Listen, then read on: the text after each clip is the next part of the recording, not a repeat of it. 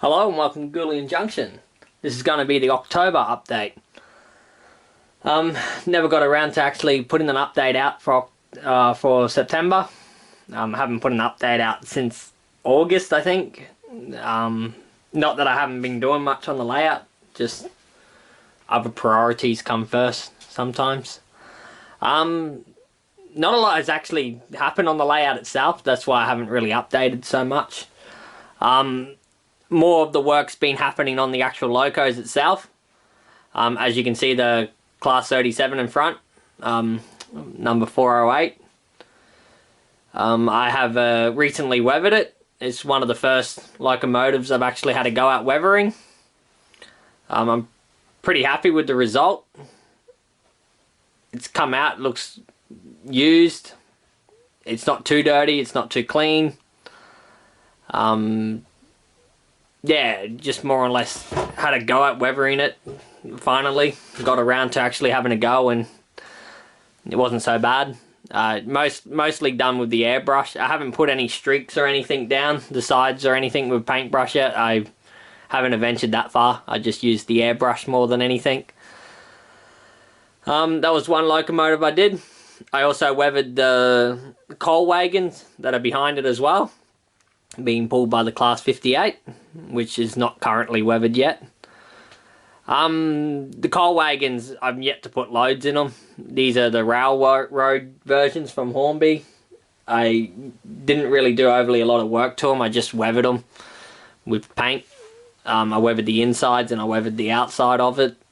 I didn't remove any of the hooks or anything, the tension locks or anything like that. I just weathered them straight out the packet, more or less. Some of them came up alright. Some are a bit more darker than others, some are a bit more lighter, but it got more or less the weather effect I wanted on most of them. While I was also weathering them, I also did my 100-ton tank wagons as well, the BP ones. They came out quite good too. Probably still need a bit more of a heavier weather along the top of them, but I'll show you them shortly. So the other locomotive that I weathered as well was this Class 37, 678 in rail freight. I weathered the roof and the sides of it. Probably maybe can pick up in the white here that is a bit more dirtier than what it used to be, and the yellow. This train or locomotive that I actually had, it was already previously weathered by somebody, so it was a pretty bad job done. It was just like sleeper grime literally like poured all over the top of it and everything.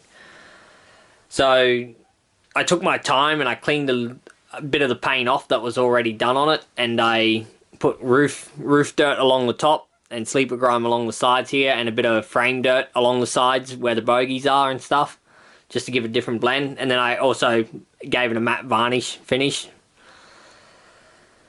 It came up pretty well.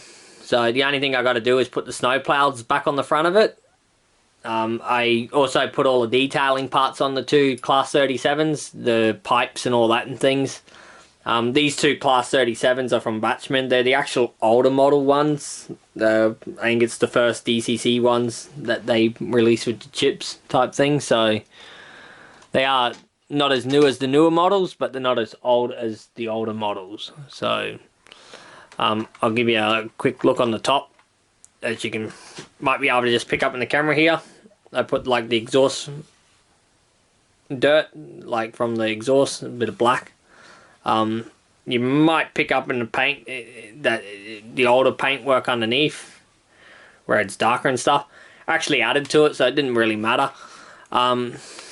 Underneath you can see here, this was the actual original sleeper grime that they had painted on. You can see in the battery packs here and the fuel tanks type thing that they're quite dark. As with the bogies now, I actually re-spray painted the bogies black and started from fresh and redid them all. So I'm actually quite happy with it. It's not too heavily weathered, but it's not too light.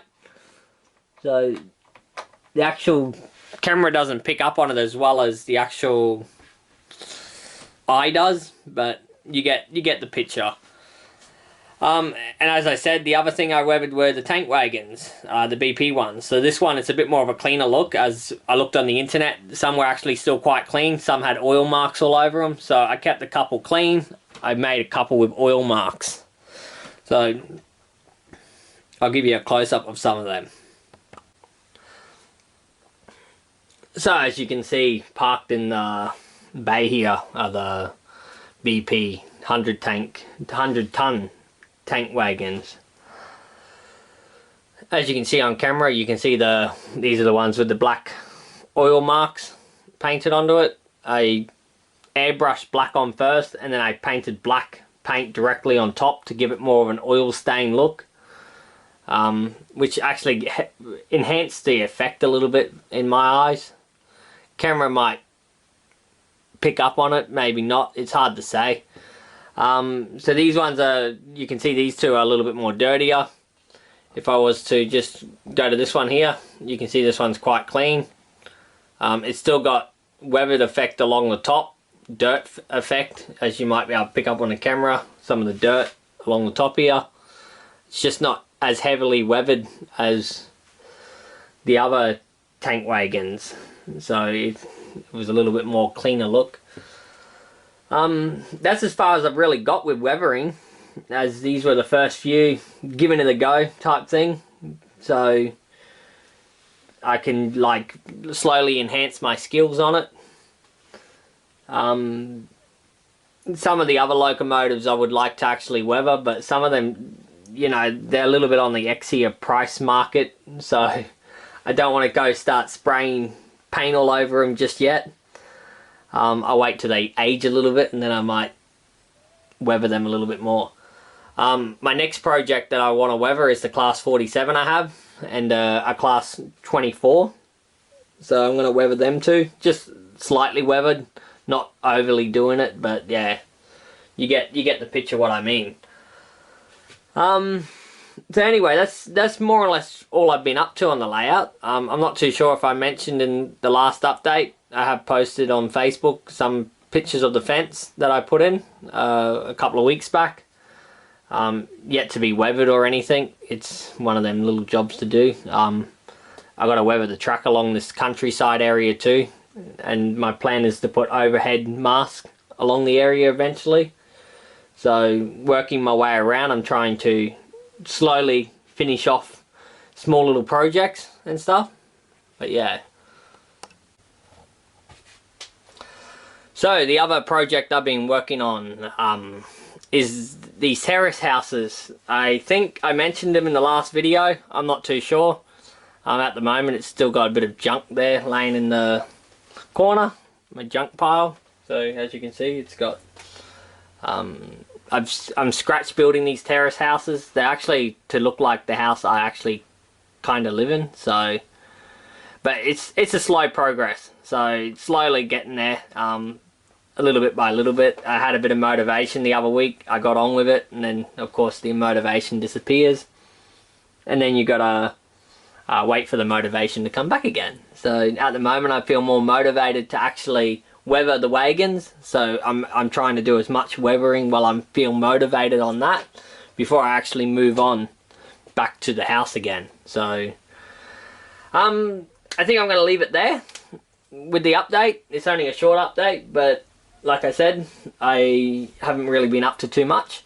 I want to say a big thanks to all the subscribers. I hit the 200 mark not long ago. I didn't do any special video as it's only 200. Maybe when I get to 500 I might do a little bit of more of a video, a special video, but at the moment, well, it's 200, it's still a good milestone to reach. But like I say, at the moment I'm just giving a quick update, and a big thank you to all the new subscribers and previous subscribers. Thanks for watching, and goodbye for now.